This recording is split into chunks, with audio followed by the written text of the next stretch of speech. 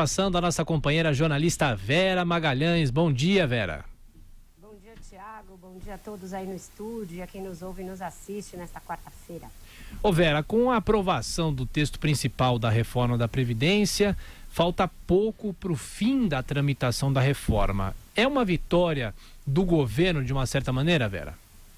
Incontestavelmente, Tiago, é a maior vitória do governo Jair Bolsonaro desde o seu início. Uma vitória maiúscula, importante, fundamental para a retomada da economia, crucial para que o próprio governo dê certo, para que empregos sejam gerados, para que as contas públicas se equilibrem. Então, não tem como dizer que é meia vitória, uma vitória completa, maiúscula. O projeto foi enviado por esse governo, ele foi totalmente feito nesta gestão.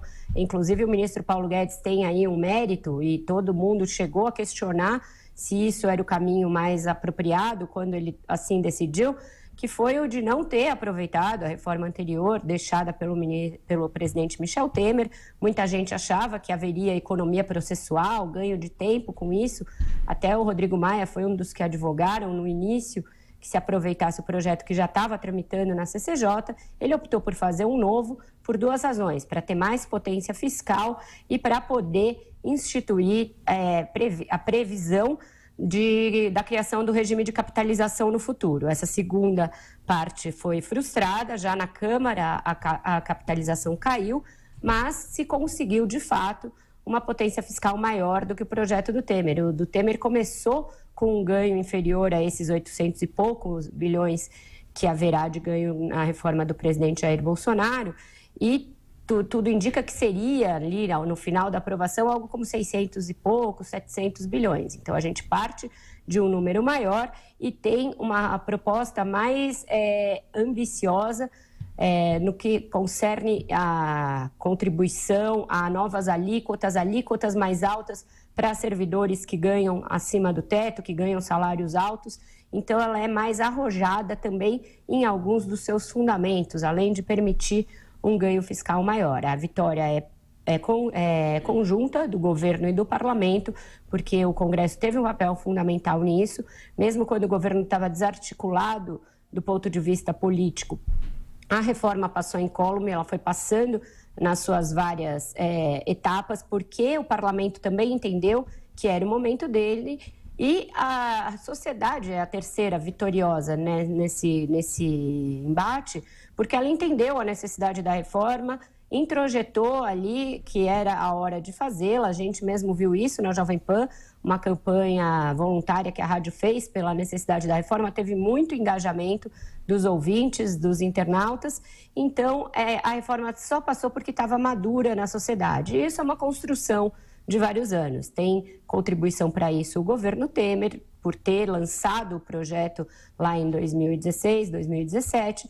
Tem contribuição para isso a imprensa, que fez o seu papel e acabou em todos os veículos, praticamente, de forma unânime, mostrando os números, mostrando os dados, segundo os quais o sistema era inviável se continuasse daquela maneira e se não fosse reformado e se mantivesse uma casta de privilegiados, sobretudo no setor público. Então, uma construção conjunta de uma sociedade madura que entendeu que o caminho, caso não fosse feita a reforma da Previdência, poderia ser pior. Poderia ser a insolvência do sistema, deixar de pagar aposentadorias já concedidas e comprometer aposentadorias futuras. Então, um ganho geral. A oposição foi absolutamente inepta em tentar combater a reforma ou propor algo alternativo, né? Porque uma oposição com responsabilidade, neste caso, não deveria apenas combater a reforma, mas sim propor algo no seu lugar. Os próprios candidatos da esquerda na eleição falavam da necessidade de se fazer alguma reforma, mas foram muito ausentes nesse debate, não conseguiram fazer nenhum tipo de embate, o PT estava preso a uma pauta Lula livre e o restante da oposição na incoerência entre ter proposto uma reforma na campanha e punir os deputados que votaram por alguma reforma, uma incoerência abissal. Então, nesse ponto, não há o que se negar. É uma vitória do governo.